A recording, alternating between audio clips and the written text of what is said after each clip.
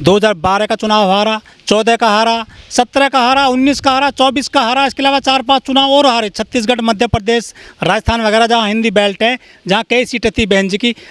12 साल से बहन जी लगातार चुनाव हार रही हैं। बहन जी ने कोई ध्यान क्यों नहीं दिया अपनी पार्टी पर, वो कार्यकर्ताओं पर, जो पदाधिकारी हैं उन पर? कोऑर्डिनेटर हैं, उसने अपनी ईमानदारी से भूमिका नहीं निभाई है और पार्टी को डूबने का मुख्य कारण ये कोऑर्डिनेटर हटने चाहिए। कोऑर्डिनेटर की व्यवस्था नहीं रहनी चाहिए पार्टी में। मगर ये कोऑर्डिनेटर जो है ये सत्ता की चाबी अपने हाथ में लेकर अपने निजी स्वार्थ में पार्टी को डुबो दिया है। वो विचारधारा है, वो सिर नहीं है। बाबा साहब को कितना भड़काने के लिए प्रशासन के लोग भी उनके समय दबाते थे, सरकारी लोग भी उनका साथ देते थे, जो वहाँ के मनुवादी थे, जो बाबा साहब की विचारधारा, बाबा साहब को दफन करना चाहते थे, मारने तक की नीयत थी।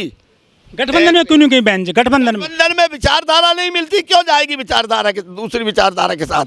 गठबंधन में एक बात बताइए, मैं दिल्ली के आपको उदाहरण देता हूँ। पूरे जीवन भर चौधरी प्रेम सिंह जाटव समाज से दिल्ली में हर पार्षद से लेकर मेरी नज़र में एमएलए तक का चुनाव लगे, मगर दिल्ली का मुख्यमंत्री चौधरी प्रेम सिंह को ना बना करके महिला को बनाया था, शीला दीक्षित को। ये है मनुवाद। बहुजन समाज पार्टी के नाम, कांग्रेस के नाम पे जगजीवन राम जी को कांग्रेस का अध्यक्ष बनाया गया और जगजीवन राम को एक तरफ करके इंदिरा गांधी प्रधानमंत्री बनी। लेकिन बहन जी ने अकेले चुनाव लड़ा, उनके पास क्या ताकत थी या है? जबकि दूसरी पार्टी 42 पार्टियों का गठबंधन एनडीए वो चुनाव लड़ा, 26 पार्टियों का जो गठबंधन इंडिया गठबंधन वो चुनाव सबसे मिलकर लड़ा, तो बहन जी ने अकेला चुनाव लड़के क्या जीत लिया? चाहे तो कांग्रेस की विचारधारा है और चाहे भाजपा की विचारधारा है, एक नागनाथ एक सांपनाथ। बहन जी अपनी मानवतावादी तथागत बुद्ध की विचारधारा पर, बाबा साहब की विचारधारा पर अकेली खड़ी रहीं।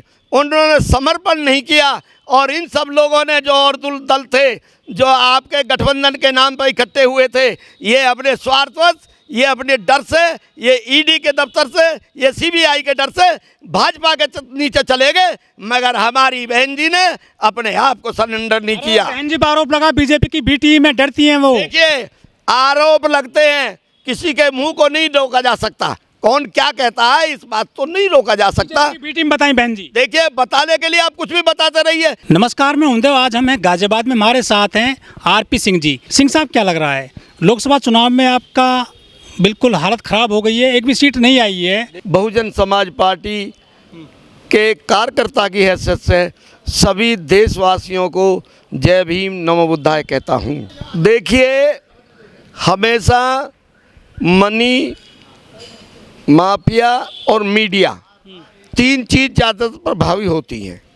ये आज का जो युग है, जो ये राजनीतिक सत्ता चल रही है, ये वैज्ञानिक पद्धति पे नहीं, ये अंधविश्वासों के आधार पे।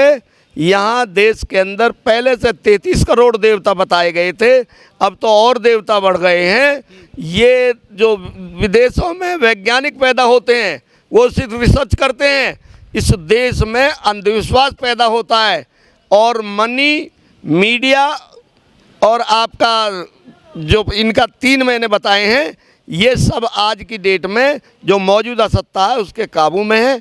लिहाजा बहुजन समाज पार्टी एक वैज्ञानिक पद्धति पर तथागत बुद्ध की विचारधारा पर चलने वाली जो मानवतावादी है, वैज्ञानिक पद्धति पे है, जो भाईचारा पैदा करती है, समता मूलक समाज की स्थापना करती है, उस पद्धति पर चलने वाली बहुजन समाज पार्टी एक विचारधारा है।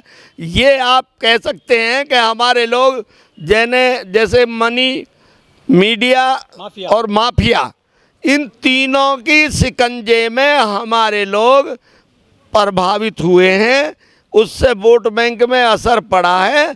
मगर विचारधारा आज की डेट में आप देखते हैं, बाबा साहब का सीरियल जो हर दिन में अलग चीज़ दिखाई जाती है, ऐसे ही जैसे बाबा साहब अकेले खड़े हैं एक विचारधारा के साथ, एक मानवतावादी, देश कल्याणकारी, सामाजिक परिवर्तन लाने वाली विचारधारा के साथ खड़े हैं।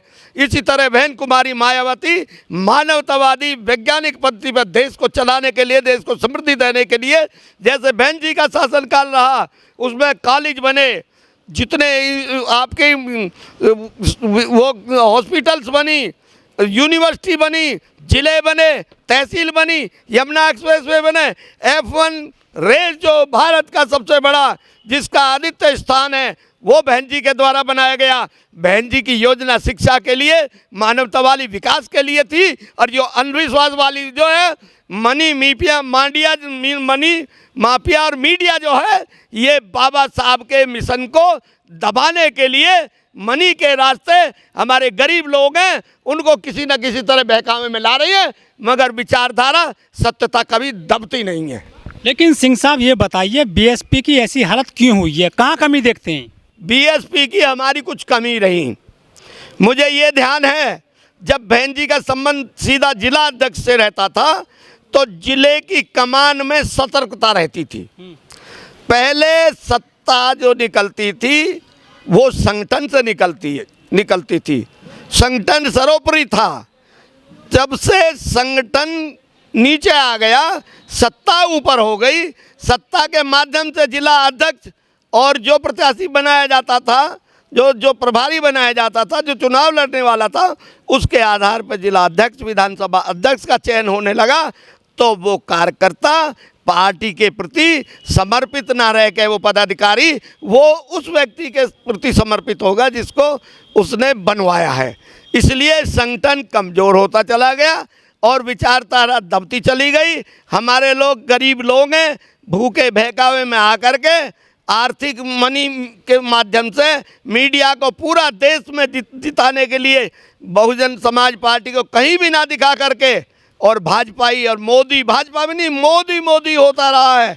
लेकिन आरोप लगे कि बहन जी बीजेपी की बी टीम होंगी 2024 में। जी बी टीम नहीं है, बहन जी एक विचारधारा है और विचारधारा दबती नहीं है। आज बाबा साहब का सीरियल आप देखते हैं, हर दिन बाबा साहब को डिमोरलाइज कराए जाने के लिए, अपने पद से भ्रष्ट करने के लिए, उनको शिक्षा से दूर करने के लिए, उनको जागृति से दूर करने के लिए हर तरह का स्टंट आप देखते हो जो टेलीविज़न पर दिखाया जाता है। इसी तरह से आज हमारा समाज, हमारी बहन जी बाबा साहब की तरह मिशन की अपनी उस पर खड़ी है, निडर शेरनी। उसको इस बात से नहीं है, आपने चहल और धमक देखी है बहन जी की, बहन जी की धमक में कोई कमी नहीं है। वो सच्ची स्थिरता और शासनात्मक, देश में शांति और गरीब को मजबूरी। मैं आपको एक और बताता हूँ उदाहरण। बहन जी की सरकार के बाद जब यहाँ भाजपा की सरकार आई तो मैं एसएसपी महोदय से मिलने गया, तो एसएसपी महोदय ने मेरा कार्ड जाते ही मुझे बुला लिया। एक बुजुर्ग आदमी जो कम्युनिटी से जाट था, वो सुबह 10 बजे से खड़ा हुआ था, 12 बज गए और वो मुझे कहने लगा बाबूजी मिला नहीं रहे। मुझे मिलाया। मैंने कहा माननीय एसएसपी साहब, एक बुजुर्ग बाहर खड़े हैं, आप पहले उनकी सुनिए, मेरी बात बाद में। मैंने बुलवा के उनकी बात कराई। मैंने उनसे पूछा बाबा आपकी बात हो गई, अब आप जाएं, मैं अपनी बात कर लूं।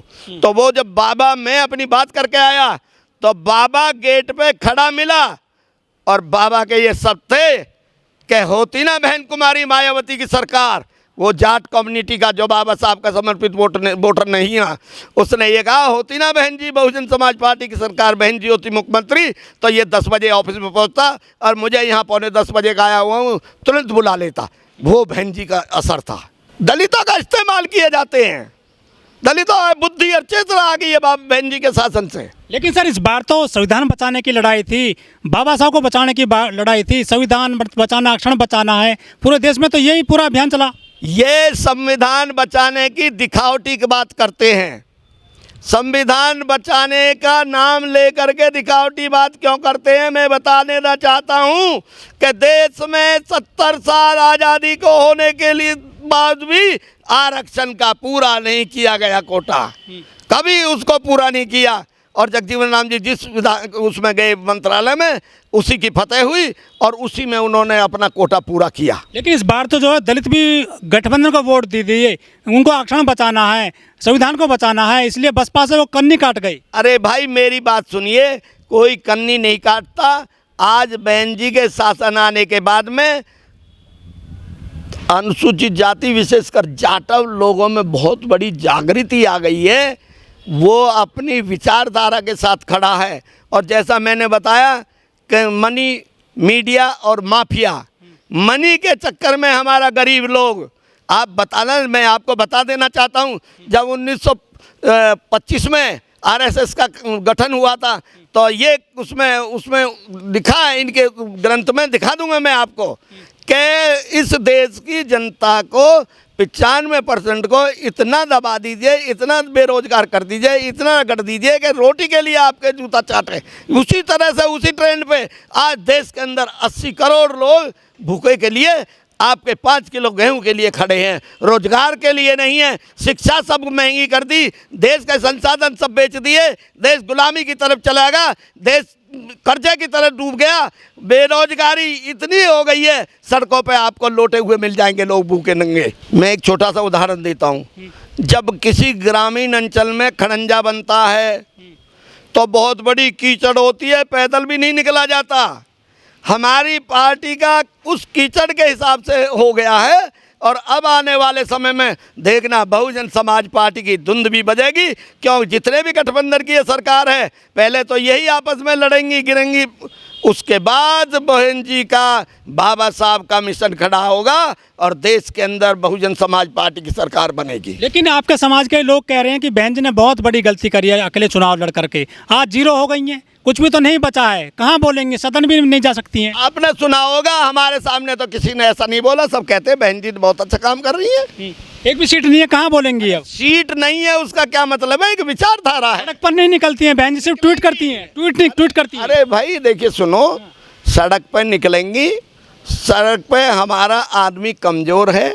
आज जो रैली होती हैं, जो आपका प्रदर्शन होता है रोड पे, वो सब मनी के आधार पे होता है। लोगों को आपने देखा होगा। सर जीरो हो गए हैं, कब निकलोगे सर, कब निकलोगे? बात तो सुनो, आपने देखा कि झंडा बीजेपी का लिए हुए हैं, और भैया आप कहाँ से आए हो? मुझे, मैं तो 500 रुपये से आया हूँ, मैं तो 700 रुपये से आया हूँ।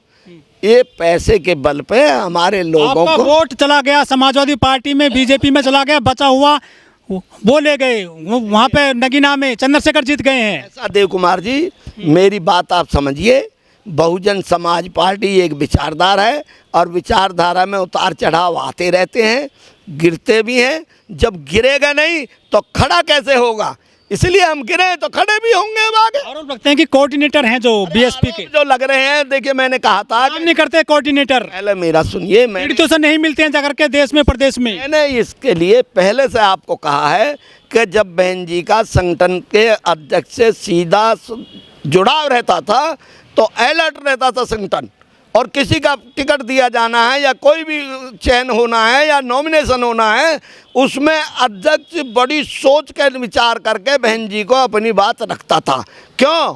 कि अगर तैने गलत रिपोर्ट कर दिया तो तेरी सीट कल को नप जाएगी।